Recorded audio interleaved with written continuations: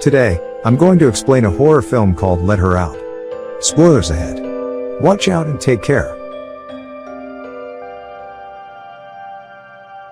The film starts with a young woman who lives at the Gemini Motel. She's a prostitute. During a busy night, a shadowy figure approaches her room. She is then attacked and raped by the intruder. She later discovers she is pregnant, and desperate and alone, takes a pair of scissors to her unborn, killing herself in the process, but the child survives. Jumping 23 years from the incident, the film shows Helen, who survived her pre-birth assault from her frightened mother. She is now a bike courier living in Toronto with her best friend, Molly. One day, Helen is tasked to deliver goods to her friend's house named Roman. That day is Helen's birthday, so Roman gives her a painting which he claims to be the dark side of Helen. Helen immediately takes the painting home. At her motel, Helen recounts to Molly the story of her mother's death. Molly cares deeply about Helen's condition. Molly is always there to support her as Helen doesn't have any other family. Shortly, Molly leaves the place because she has an appointment with her boyfriend named Ed. As she's returning from the motel, Helen is struck by a car, leaving her seriously injured. Helen is then taken to the hospital. She suffers a head injury and some broken bones. Weeks later, Helen is finally allowed to go home. Molly and her friends start throwing a small party to welcome Helen's arrival. At the party, Helen meets Ed, Molly's boyfriend, who seems interested in her. When the party is going on, suddenly Helen begins to experience a blackout and lose consciousness. She wakes up in an empty parking lot. Helen is confused by what happened earlier. She immediately calls Molly to ask what happened when she was unconscious. Molly explains that Helen left the party without telling her where she was going. Not knowing what happened, Helen immediately returns home in a state of anxiety.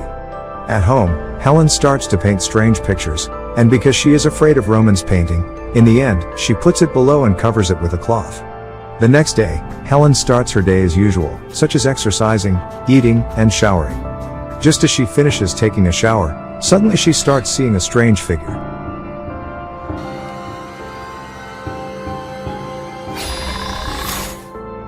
Then, she experiences another blackout and wakes up in front of her friends with an injured foot.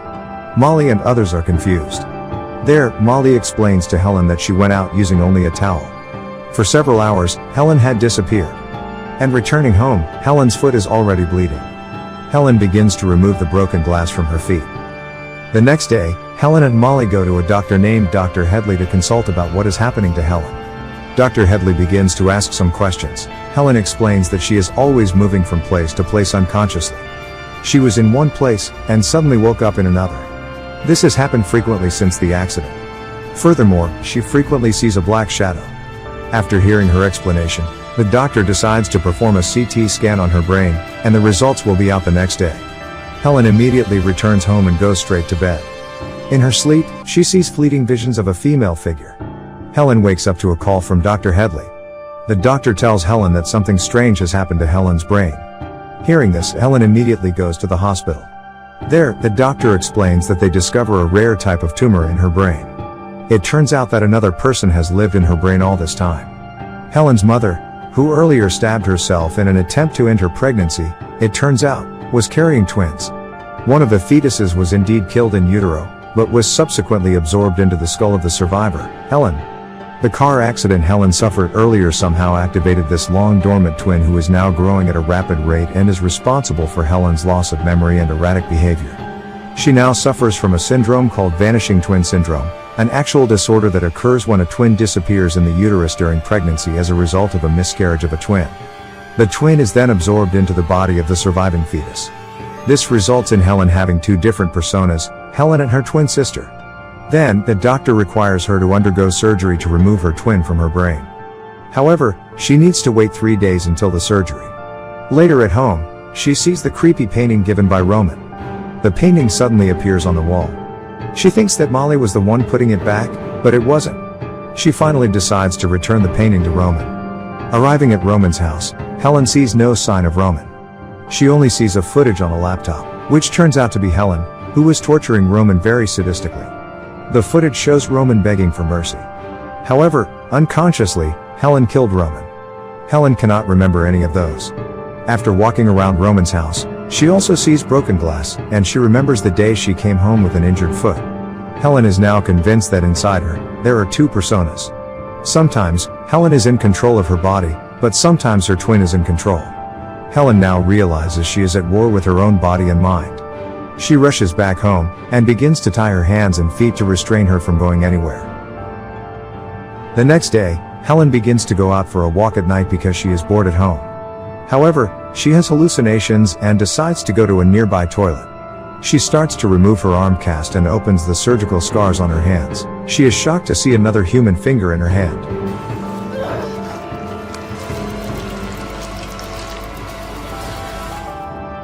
Then, she decides to leave that place. From behind, Molly's boyfriend, Ed, begins to chase after Helen. Ed is very interested in the beauty of Helen. Therefore, he plans to rape her. At that time, Helen's twin begins to take control of the body. She then points a knife at him, frightening him. She immediately runs back home after regaining consciousness. At home, Molly then tells Helen to stop painting weird, scary pictures. But Helen reveals that she was not the one drawing the pictures. They have a debate until finally, Helen's body is taken over by her twin and starts attacking Molly.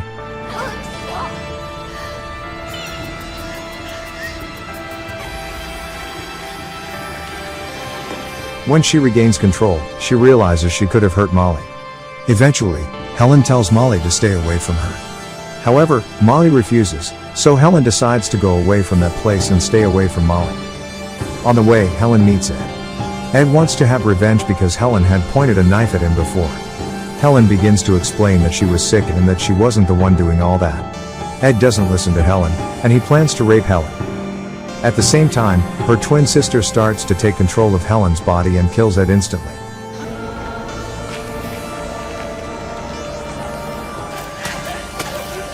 After killing Ed, Helen regains her consciousness and sees that Ed is now dead.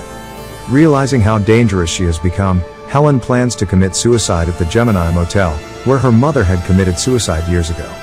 Elsewhere, Molly begins to look back at her photos with Helen.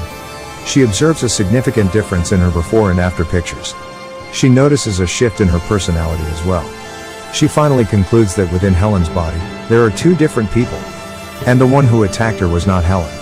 Molly immediately calls Helen to find out where she is. Helen says goodbye, revealing that she is going to commit suicide at the Gemini Motel. Hearing this, Molly immediately uses her bike and goes straight to the motel. When Helen has just arrived at the motel and about to commit suicide, her twin begins to take control of her body. Molly then arrives at the hotel. However, it is too late. Her twin has completely controlled Helen's body. She immediately attacks Molly.